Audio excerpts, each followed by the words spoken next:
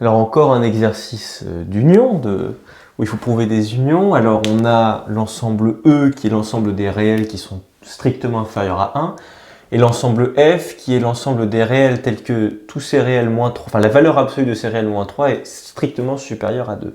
Et on veut montrer que cet ensemble E est inclus dans l'ensemble F, c'est-à-dire que tous les éléments de E appartiennent aussi à F. Mais on nous demande de montrer cela en trouvant au passage un ensemble G tel que G union E est égal à F. Alors là, on se dit, mon Dieu. Alors là, j'ai dessiné un petit croquis de la fonction valeur absolue qui va nous être un petit peu utile, je pense, pour ici. Mais en tout cas, ici, quand on voit ça, on se dit, oulala, on va devoir trouver un ensemble et tout. Qu'est-ce que ça va être, machin. On est un petit peu paumé.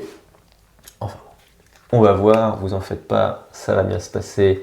Alors déjà, on voit que c'est F cette fois-ci qui va être égal à G union quelque chose. C'est-à-dire que c'est de F qu'on va partir. De toute façon, on ne peut pas faire grand-chose avec E. E, on voit simplement que c'est l'ensemble des réels strictement inférieurs à 1. Bon, on ne peut pas trop travailler là-dessus. En revanche, là, on va un peu pouvoir travailler la valeur absolue, donc dans la contrainte de F. Alors, ça, là, la valeur absolue de x-3 strictement supérieure à 2, il faut bien comprendre ce que ça veut dire. Alors là, on a l'axe des valeurs absolues, parce que vous êtes d'accord, là vous avez les x, là c'est tous vos réels, et là ça va être la valeur absolue de, alors d'ailleurs ça s'arrête ici, ça ne va pas en dessous, si vous voulez. Là vous avez la valeur absolue de tous vos réels. Donc si vous avez la valeur absolue de quelque chose est strictement supérieure à 2, hop là, donc là vous avez la valeur 2, donc votre valeur absolue, elle est strictement au-dessus de ça. Ça veut dire, du coup, qu'est-ce que ça veut dire? Si vous êtes au-dessus strictement de cette ligne-là, ça veut dire soit vous êtes là, soit vous êtes ici. Ça veut dire que, en gros, vos x là, enfin vos x-3, soit ils sont ici, soit ils vont être là, sur cette partie des réels.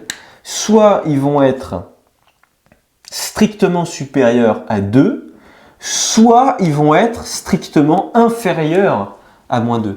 Puisque vous voyez, la valeur absolue de x-3, la valeur absolue, donc là, parce que là on lit les valeurs absolues, vous voyez, la valeur absolue de x-3, elle est strictement supérieure à 2, donc elle est au-dessus de la valeur 2, elle est tout là, et ça monte jusqu'à plus l'infini.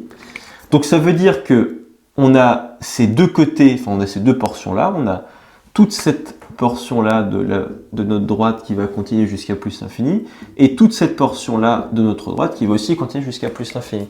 Et ça se réfère, vous voyez, si on prend les antécédents, à deux branches de l'axe des réels, ceux qui sont strictement supérieurs à la valeur 2, et ceux qui sont strictement inférieurs à la valeur moins 2. Donc vous avez soit un cas, soit l'autre.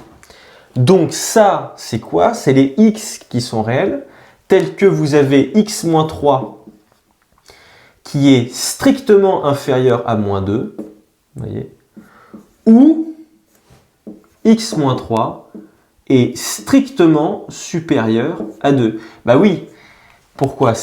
Parce que bien sûr, c'est le x-3 là qui est, enfin, c'est la valeur absolue de x-3. Donc c'est ce truc-là, ce qui est dans notre valeur absolue, eh bien, soit il est strictement inférieur à moins 2, soit il est strictement supérieur à 2.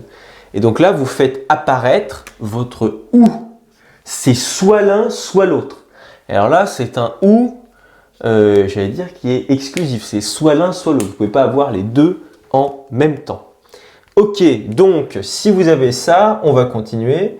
Et donc ça, c'est l'ensemble en fait des réels tels que vous avez x, alors x inférieur à moins 2 plus 3, ça fait quoi? Ça fait x strictement inférieur à 1, ok. Ou alors, ou, très important, c'est le ou, hein. C'est pas un et, c'est soit x-3 est plus grand que 2, ou alors il est inférieur à moins 2. soit vous avez x moins 3 supérieur à 2, c'est-à-dire x strictement supérieur à 5. Voilà. Mais sauf qu'un ou en mathématiques, qu'est-ce que ça traduit? Quelle notion est-ce que ça traduit? Ah, eh bien, ça traduit une notion d'union, de réunion.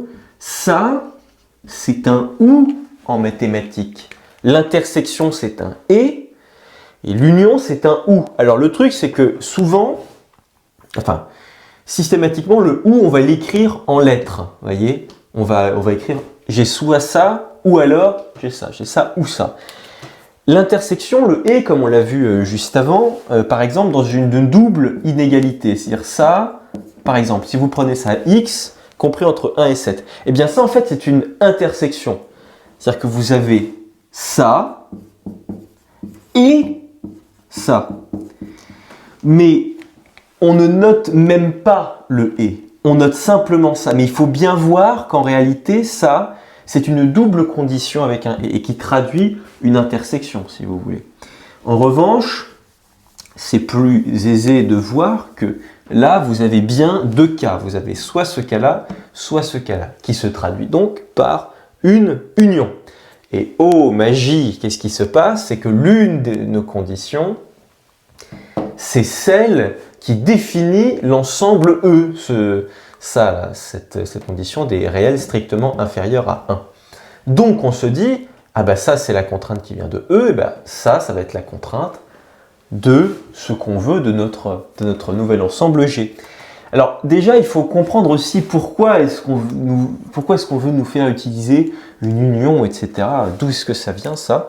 Et bien en gros, si vous voulez, ça va être mon ensemble E, ça va être donc l'ensemble des réels qui sont strictement inférieurs à 1. Voyez. Et je vais prendre aussi un autre ensemble G. Alors, ils ne se croisent pas, on ne peut pas avoir un réel qui est strictement inférieur à 1 et qui soit en même temps plus grand que 5, c'est pas possible, ça n'existe pas, donc on ne les croise pas. Donc c'est l'ensemble des réels tels que x est strictement, voilà, c'est l'ensemble des réels strictement supérieur à 5. Ok, pas de problème. Eh bien l'union de E et G, qu'est-ce que c'est? C'est ça, c'est tout ça, c'est tout ce que je colorie en rouge. Alors je dis c'est ça et ça. Alors là, ça peut prêter à confusion parce qu'on se dit, oula, mais l'union, on a dit que c'était des ou, et là je dis que c'est ça et ça. Non, c'est-à-dire que si vous prenez un élément de E union G, ça veut dire qu'il est soit dans E, soit il est dans G. Il est dans E ou dans G. Ok? Et ici, c'est un ou exclusif parce que E et G, il n'y a pas d'intersection entre E et G. Bon. Mais il se trouve que si F, c'est E union G, alors a fortiori, E, il est bien inclus dans F. Bah oui, puisque si j'ai ça et ça, si vous voulez, bah j'ai ça aussi a fortiori. Genre, E, il est bien dans E union G.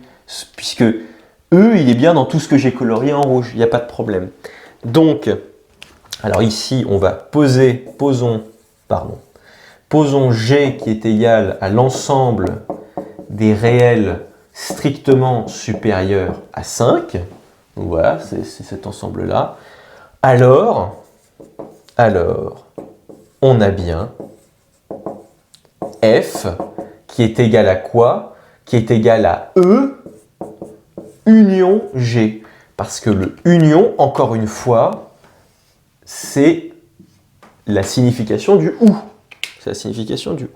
Alors, on a bien F qui est égal à E union G. Et donc, E est inclus dans F. Encore une fois, pourquoi, si vous voulez? Car F est égal à E union G. Il faut bien comprendre cette logique. Alors là, c'est un point-virgule, pardon. E, c'est forcément inclus dans E union G.